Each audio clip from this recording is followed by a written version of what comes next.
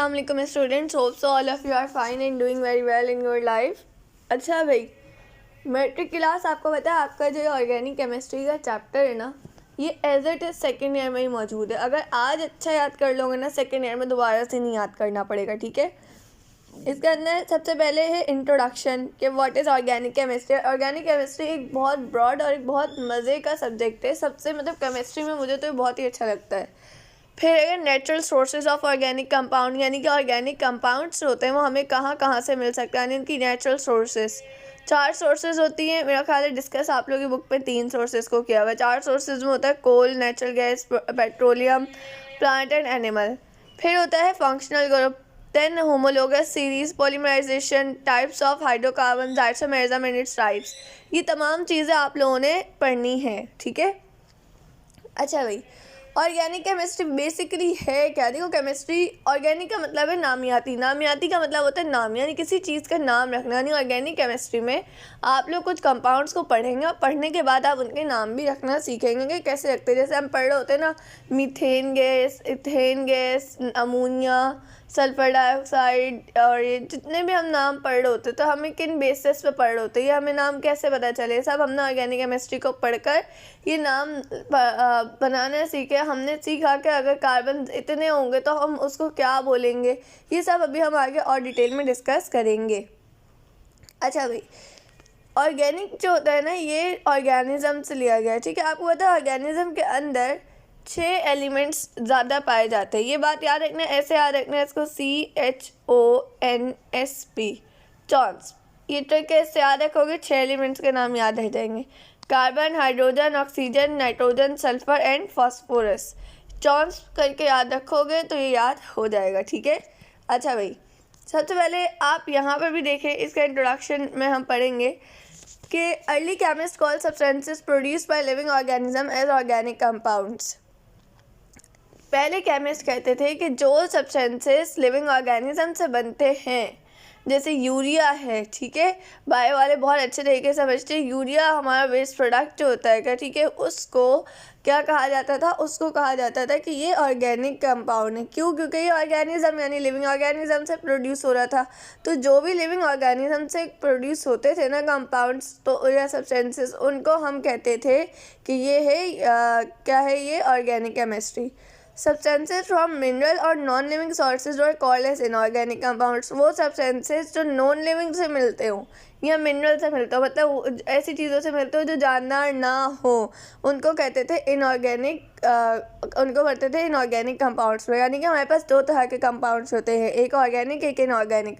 Organic वो जो हमें कहाँ से मिलेगा, जो हमें लिविंग ऑर्गेनिज्म से मिलेगा, और इनऑर्गेनिक वो जो हमें किससे मिलेगा, नॉन लिविंग थिंग से मिलेगा, ठीक है। This classification was based on source. ये क्लासिफिकेशन किस पे बेस्ड थी? सोर्स पे। सोर्स से मुराद ये कहाँ से आ रहा है, ठीक है, कहाँ से आ रहा है, कहाँ वाली चीज़ है, ठीक है। यानी कि अगर लिविंग ऑर्गेनिज्म से आ रहा है, यानी लिविंग ऑर्गेनिज्म क्या है, सोर्स, तो है ऑर्गेनिक। अगर नॉन लिविंग से आ रहा है तो क्या है, तो है इनऑर्गेनिक, ठीक है।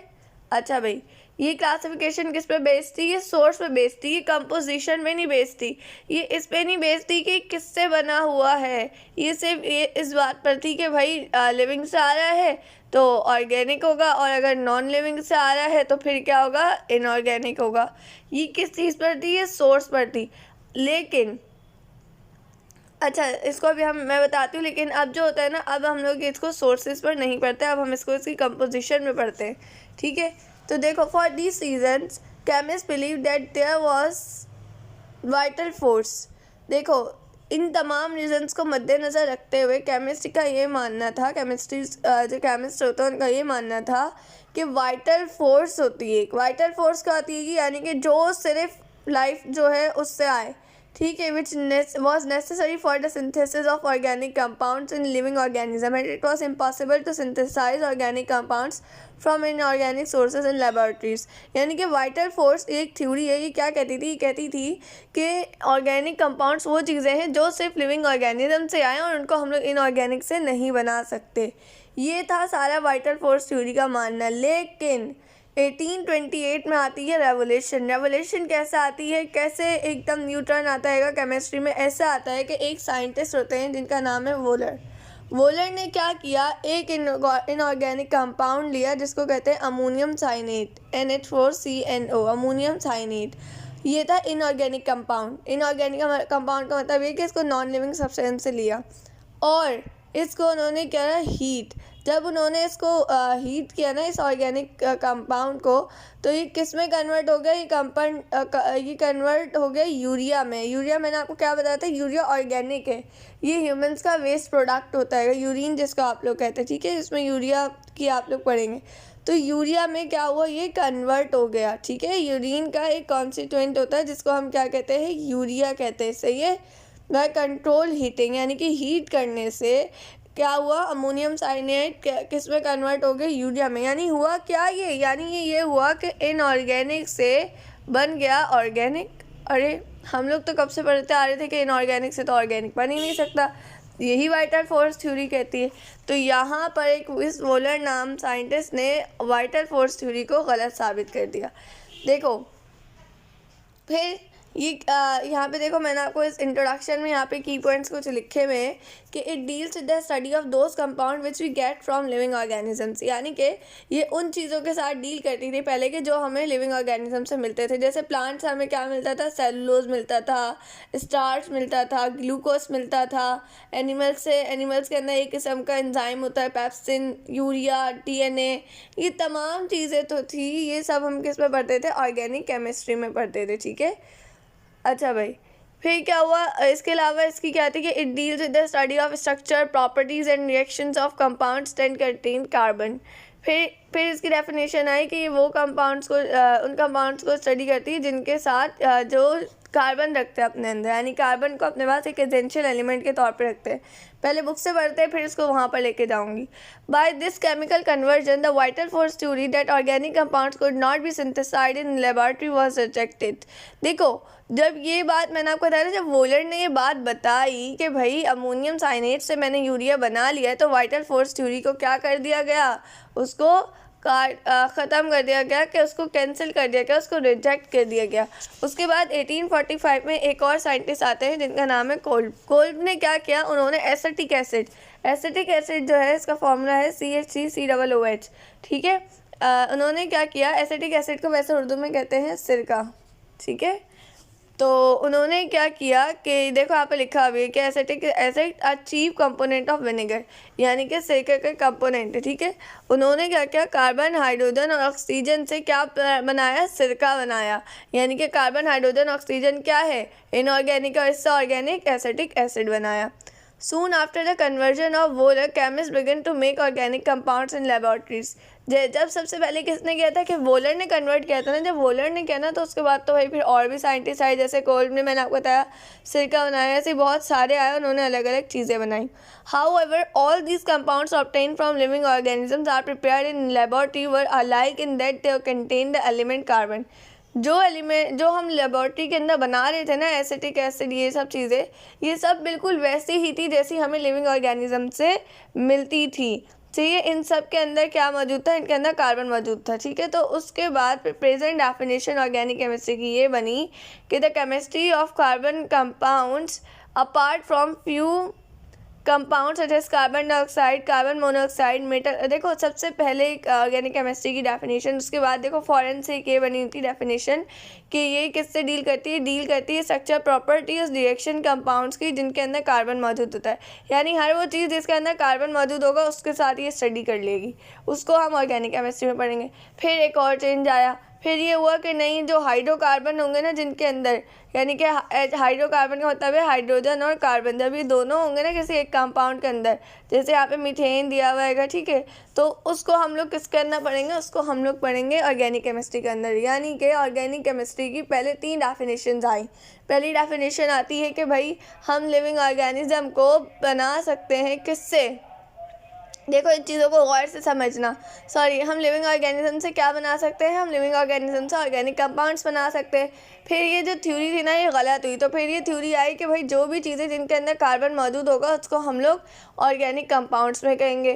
फिर ये बात भी गलत हो गई, ऐसे गलत हो गई कि कुछ ऐसे ऑर्गेनिक कंपाउंड्स हैं जिनके पास कार्बन तो होता है लेकिन वो ऑर्गेनिक नहीं होता। मैं ये बता रही थी कि पहली डेफिनेशन क्या आई बच्चों, देखो कंसेप्ट क्लियर करो। मैट्रिक के बच्चे या सेकेंड ईयर के बच्चे होंगे, हाई लेवल का पढ़ना सीखो। अगर हाई लेवल की यूनिवर्सिटीज़ में जाना है ना, अच्छी अच्छी यूनिवर्सिटीज़ में जाके पढ़ना है, अच्छे अच्छे कॉलेजेस में पढ़ना है, तो अपनी ब्रेन स्टॉर्मिंग करो। अपने ब्रेन को ऐसा रखो कि जो आप अभी सोच रहे हैं ना वो आपके सामने, यानी कि आपके सामने वाला बच्चा जो है वो अभी आगे 2-3 साल बाद जाके वैसा सोचेगा, लेकिन आप अभी से वैसा सोचना शुरू करें।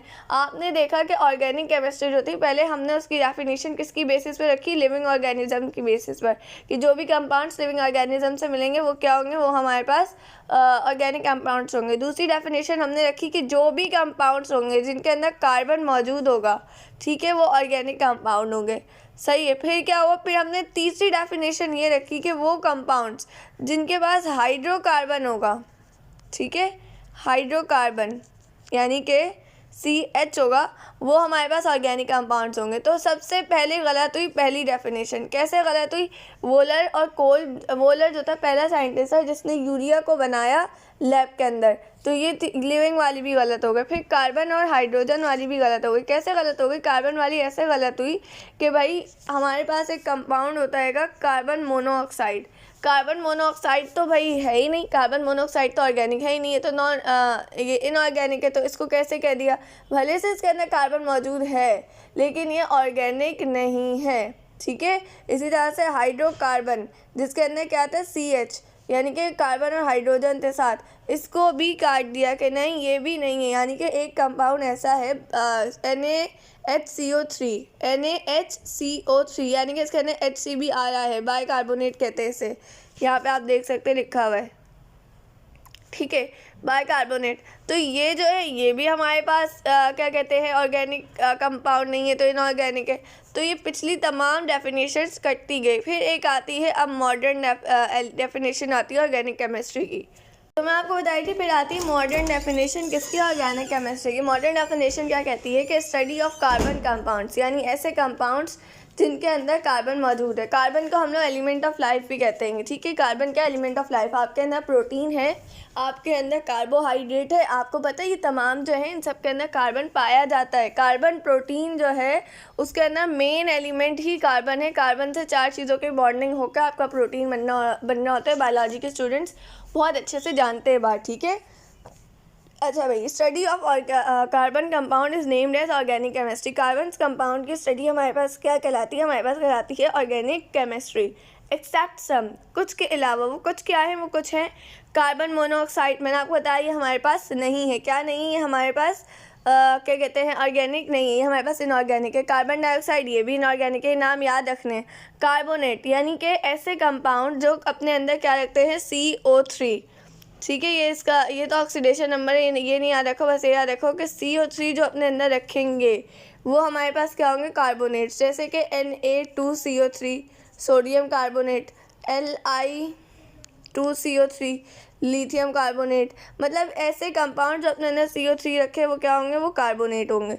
इसी तरह से ऐसे कंपाउंड जो अपने अंदर HCO3 रखें वो होंगे बाइकार्बोनेट, जैसे कि NaHCO3 सोडियम बाइकार्बोनेट, ठीक है। फिर ऐसे कंपाउंड्स, ऐसे बाइनरी कंपाउंड्स कार्बन के, यानी जो कार्बन के बाइनरी कंपाउंड होते हैं, यानी कि जैसे हमने पढ़ा था हाइड्रोजन, हमने हाइड्राइड्स पढ़े थे, हाइड्रोजन के बाइनरी कंपाउंड्स पढ़े थे कि हाइड्रोजन और उसके साथ कोई और एलिमेंट मिल जाए तो वो क्या कहलाता है, हाइड्राइड कहलाता है। जैसे NaH हमने पढ़ा था, सोडियम हाइड्राइड, ठीक है। इसी तरह से इसके अंदर होते हैं कार्बाइड्स। कार्बाइड्स होते हैं बाइनरी कंपाउंड्स कार्बन के, यानी जैसे कैल्शियम और कार्बन मिल गए, ये दोनों, ये क्या है, ये कार्बाइड है, इसको हम कहते हैं कैल्शियम कार्बाइड, ठीक है। जब कार्बन, अब यहाँ पे देखो लिखा हुआ, अभी मैंने आपके आसानी के लिए ना इसको की पॉइंट्स में लिख भी दिया। देखो मैंने इंग्लिश में भी लिख दिया, उर्दू में भी, कि बाइनरी कंपाउंड्स ऑफ कार्बन, यानी कि जब कार्बन अकेला किसी कंपाउंड में आ जाता है तो उसे कहते हैं कार्बाइड, तो उसे हम क्या कहते हैं, कार्बाइड, जैसे कि CaC2, ठीक है। ये आपके सामने मैंने डेफिनेशन जिसकी लिखी हुई, मेंशन की हुई है। ये की पॉइंट्स है, जब मैं खुद पढ़ती थी ना, तो ये जब अपने ज़माने के मैंने बनाए थे, मेरा जर्नल है, जब मैं पढ़ती थी तब का है।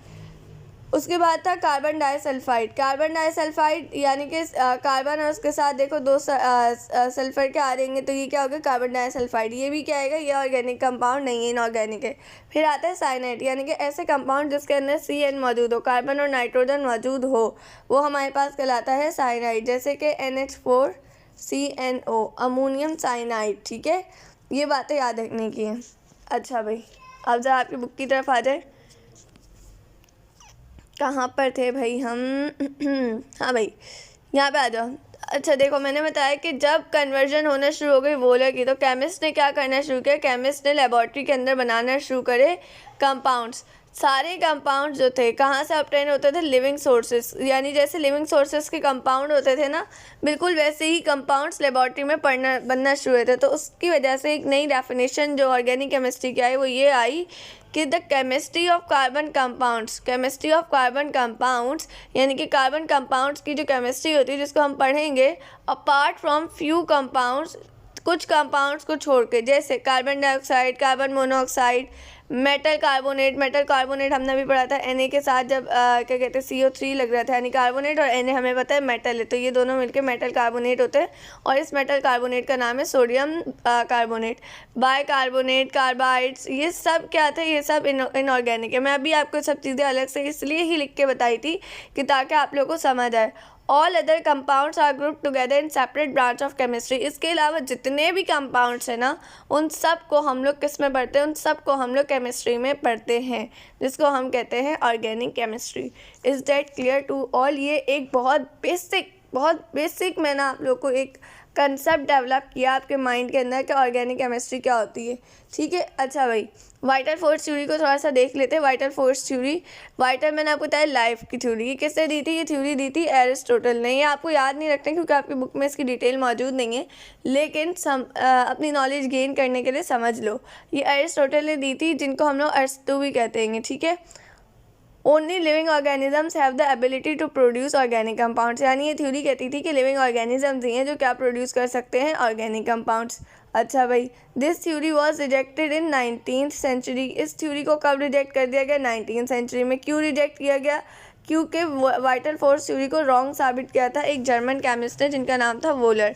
याद रखना, अगर मैं पूछूं father of chemistry, organic chemistry कौन है, तो आपको पता होना चाहिए कि वोलर है।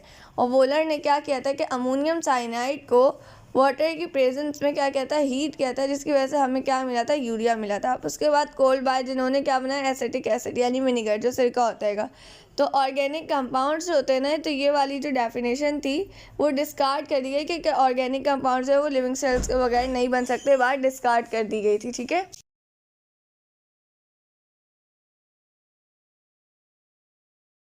अच्छा भाई, यहाँ से अगर 9 के मैट्रिक के बच्चे लेक्चर को छोड़ना चाहे तो छोड़ दो, और अगर देखना चाहें एक दफ़ा सेकंड ईयर की बुक में कैसे लिखा हुआ है तो फिर देख ले, सब चीज़ें सेम है।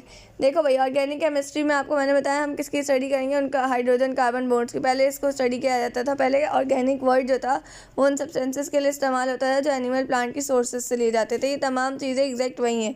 फिर यहाँ पर वही बात है कि किसकी बात आ रही, वोलर की आ रही। थोड़ा सा डिटेल में बताया जाएगा कि अमोनियम साइनाइड जो था उसको बॉईल किया गया किसके साथ, वाटर के साथ। वहाँ पे हीट था लेकिन वाटर का जिक्र नहीं था। यहाँ पे एग्जैक्ट बात लिखी हुई कि हमने अमोनियम साइनाइड को वाटर के साथ बॉईल किया था। तो ये क्या होता है, देखो मैट्रिक क्लास अगर कोई बच्चा ये लेक्चर ले रहा है ना, तो आप लोग सेकेंड ईयर के हिसाब से अपने पास ये बात लिख लेना। ठीक है, कि उसको वाटर के साथ बॉईल किया गया था। सही है, ये आप लोग को अच्छा रहेगा, बाद में फिर मसला नहीं होगा। उसके बाद आप देखें यहाँ पे वाइटल फोर्स थ्योरी आपकी मौजूद है। वाइटल फोर्स थ्योरी जैसे कि ऑर्गेनिक कंपाउंड रहेंगे उनको लिविंग सेल से नहीं बनाया जा सकता, ये बात सारी डिस्कार्ड कर दी गई थी। ठीक है, अच्छा भाई, for example rubber was isolated in the form of latex, होगा मेरा ख्याल है, लेटेक्स फ्रॉम रबर प्लांट। याद रखना कि रबर को मैं MCQs में पूछ सकती हूँ कि हम रबर प्लांट एक होता हैगा, ठीक है, जिसके अंदर से हमें रबर मिलता हैगा, तो हम रबर को किस फॉर्म में अलग करते हैं, तो वो लेटेक्स होता है। ठीक है, ये बात हमारे मैट्रिक के बच्चे पढ़ के आ चुके हैं, सेकेंड ईयर वालों, ये बात याद रखना है। ठीक है, अच्छा भाई, अब हम लोग इसको रबर को अपनी लेबॉर्ट्री में भी बना लेते हैं। इसी तरह से कोल्ब का बताया जाएगा, हमने अभी पढ़ा था कि कोल्ब जो थे उन्होंने प्रूफ किया था, उन्होंने ये प्रूफ किया था कि कार्बन जो है उसकी वैलेंसी होती है 4, मैंने आपको बताया था कार्बन के आउटर मोस्ट शेल के अंदर 4 इलेक्ट्रॉन थे, लेकिन उसको अपना आउटर मोस्ट शेल कंप्लीट करने के लिए 4 इलेक्ट्रॉन्स और चाहिए, ठीक है। तो वो क्या होता है कि वो 4 बॉन्ड्स बनाता है, सही है। तो he also establish chain structures of carbon compounds and structures of benzene a typical organic compound, यानी कि कोल ने बेंजीन के भी स्ट्रक्चर बनाए, उन्होंने और भी बहुत सारे ऑर्गेनिक कंपाउंड्स के स्ट्रक्चर बनाए। बेंजीन तो ऑर्गेनिक केमिस्ट्री में आप बहुत पढ़ेंगे, इतना पढ़ेंगे जिसकी हद नहीं है। The vast number of organic compounds prepared over short period, बहुत सारे ऑर्गेनिक कंपाउंड्स को बहुत छोटे से पीरियड में बना लिया गया था, ठीक है। अच्छा भाई, in the view of unique carbon compounds there are, अच्छा ये बात जो है ना, ये मैं अगली क्लास पे डिस्कस करूँगी। ये वाला पैराग्राफ इंपॉर्टेंट है, कुछ कार्बन के हिसाब से क्वेश्चंस हैं। पहले मैं चाहूँगी बच्चे खुद मुझसे क्वेश्चंस पूछे और उसके बाद क्या कहते हैं, मैं ये अगले लेक्चर में बताऊँगी आपको, ठीक है।